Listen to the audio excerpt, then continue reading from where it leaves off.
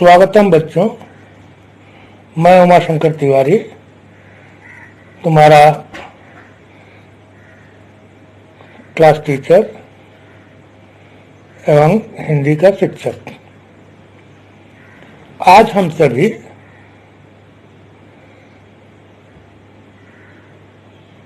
यतीन्द्र मिश्र द्वारा रचित नौबत खाने में इबादत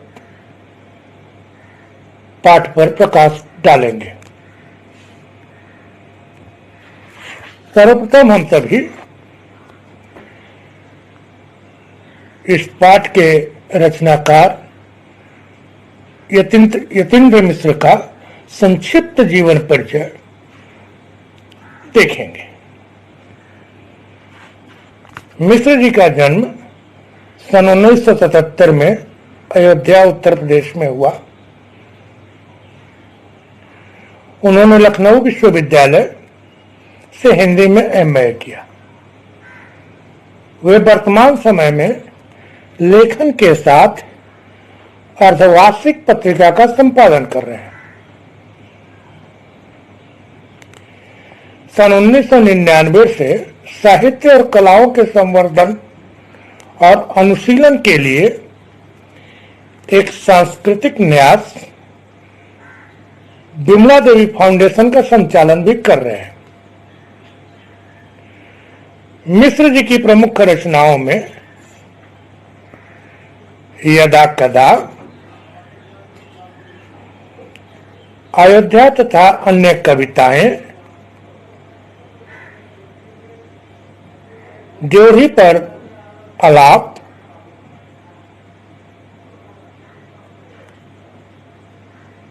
आदि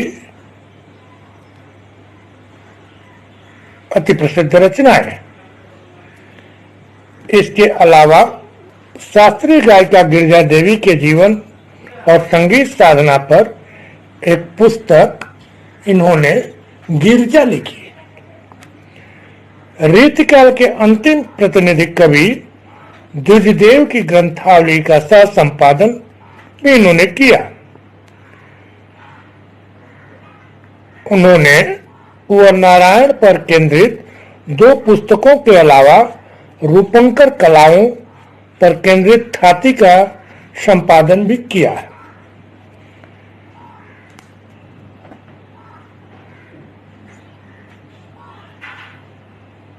मिश्र जी को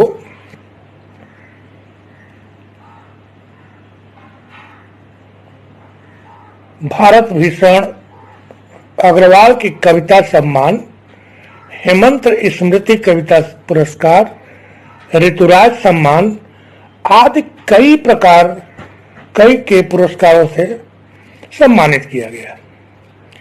कविता, संगीत व अन्य ललित कलाओं के साथ साथ समाज और संस्कृति के विविध क्षेत्रों में भी उनकी गहरी रुचि है।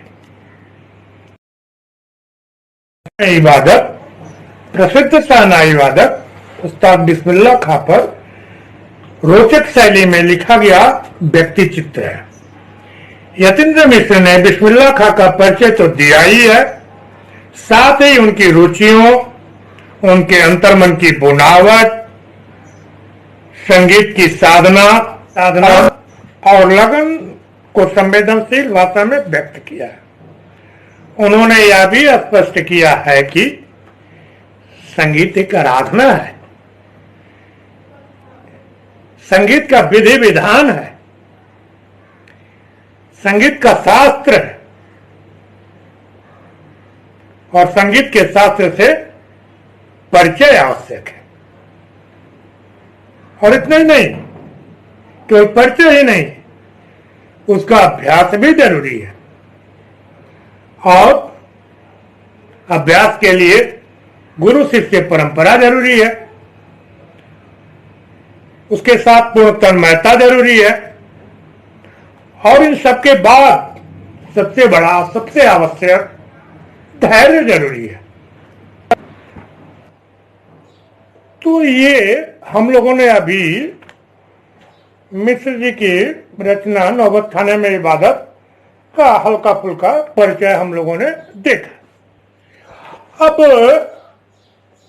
हमें ऐसा लगता है कि हम लोगों को ऐसे बातचीत में ही इस निबंध के सारांश को थोड़ा जान लेना चाहिए। सन 1916 से 1922 तक का समय था। काशी के पंचगंगा घाट पर बालाजी मंदिर की ड्योढ़ी से मंगल ध्वनि आ रही है। अमीरुद्दीन यानी अब्दुल्ला खां अभी 6 साल का है और बड़ा भाई शमसुद्दीन 9 साल का है। छोटा भाई 6 साल का और बड़ा भाई 9 साल का। उनके मामू जान सादिक हुसैन और अली बख्श देश के जाने माने शहनाई वादक। वे अपने दिन की शुरुआत बालाजी मंदिर की ड्योढ़ी से करते हैं।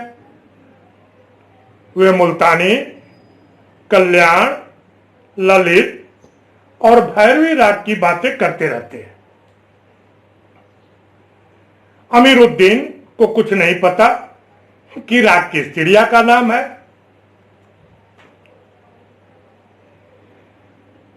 डुमराव अब्दुल्ला खां की जन्मभूमि है। इसके अतिरिक्त डुमराव का इतिहास में कोई स्थान नहीं है। हां, डुमराव में सोन नदी है।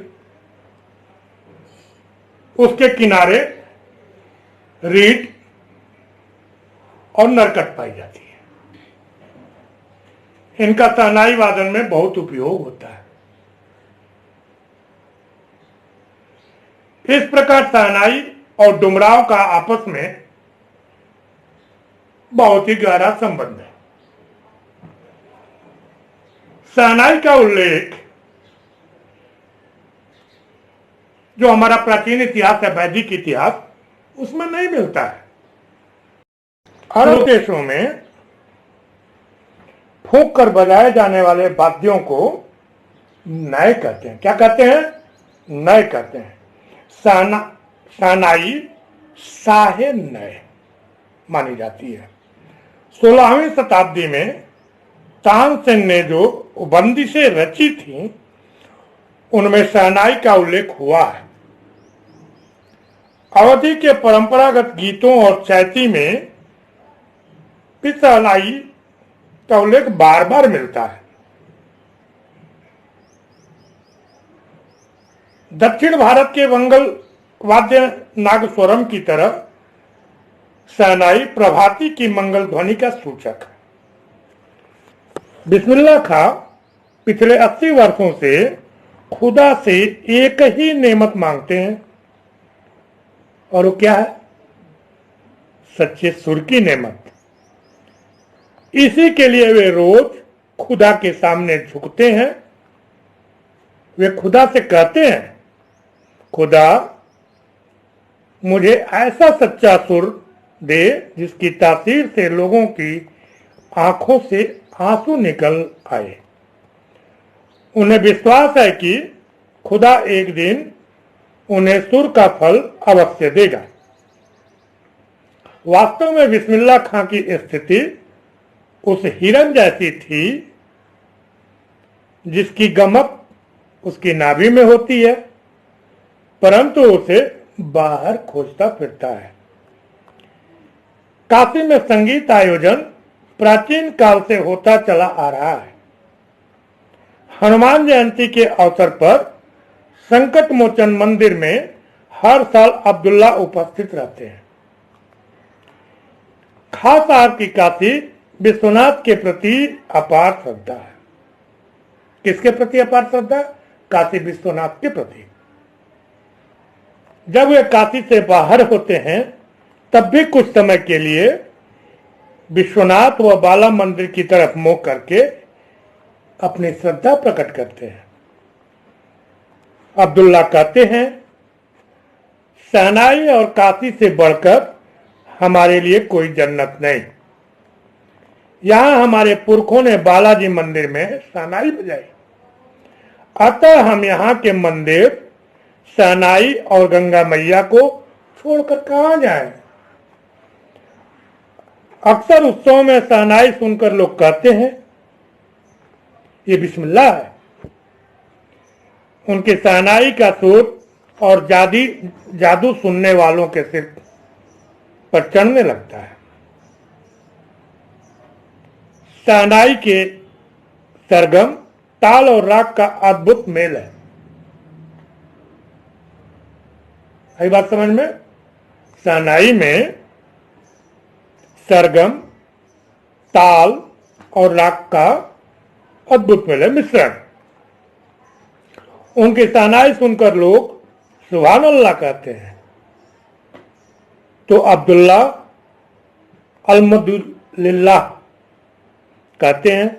बिस्मिल्लाह ने अपनी साधना में अजान की तासीर को शहनाई में समा दिया। देखते देखते 1.5 शतक का साज 2 शतक का बन गया। वह साजों की कतार में सरताज हो गई।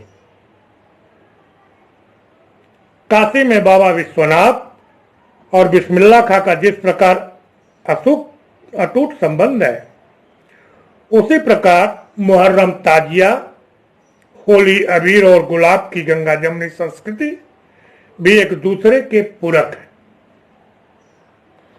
इनमें से कुछ परंपराएं इतिहास बन चुकी हैं। अभी भी काशी संगीत की थाप पर जागती और सोती है। उस्ताद बिस्मिल्लाह खां ने हमेशा काशी में रहने वाली 2 कौमों को भाईचारे में रहना सिखाया। बिस्मिल्लाह खां को भारत रत्न के अतिरिक्त अनेक विश्वविद्यालयों से मानद उपाधियां मिली। पद्म विभूषण सम्मान मिला। वे लगातार 80 वर्षों तक संगीत के नायक बने रहे। उन्होंने इतना लंबा जीवन संगीत को संपूर्णता से सीखने के लिए समर्पित कर रखा था। तो ये हम लोगों ने अभी जो है क्या देखा, मिश्र जी द्वारा रचित नौबत खाने में इबादत का पाठ का सारांश हम लोगों ने देखा। तो हम लोगों ने इस संबंध में क्या क्या विचार कर लिया। कल मैं आप लोगों को भेजा था, दिया था, बताया था कि पाठ को कैसे आप पढ़ेंगे, उसके साथ साथ शब्दार्थों को दिया था। और आज हम लोगों ने इस पाठ के रचनाकार मिश्र जी का संक्षिप्त थोड़े में परिचय देखा, फिर निबंध का परिचय देखा और अंत में मिश्र जी की रचित इस पाठ का सारांश हम लोगों ने देखा। अब आप लोगों को सलाह है कि पाठ को पुनः, क्योंकि पाठ का सारांश देखने के बाद आप लोगों को, क्योंकि कल 2 बार आप लोग पढ़ चुके हैं पाठ को, और आज आप लोगों ने मिश्र जी का परिचय, निबंध का परिचय और पाठ का सारांश देखा। तो अगर इसके बाद 1 से 2 बार, जहां तक मैं समझता हूं कि पाठ को फिर से एक बार शुद्ध उच्चारण के साथ अगर पढ़ा जाए तो पाठ पूर्णतः जो है आप सभी को समझ में आ जाएगा। और पाठ पर जो MCQ और SAQ जो क्वेश्चंस हैं उन्हें आप करने में सक्षम होंगे, है ना। आप अगले दिन कल जो है इस पाठ पर और क्या हम लोगों को कार्य करना है इस संबंध में कल मैं आप लोगों को बताऊंगा। बहुत बहुत धन्यवाद।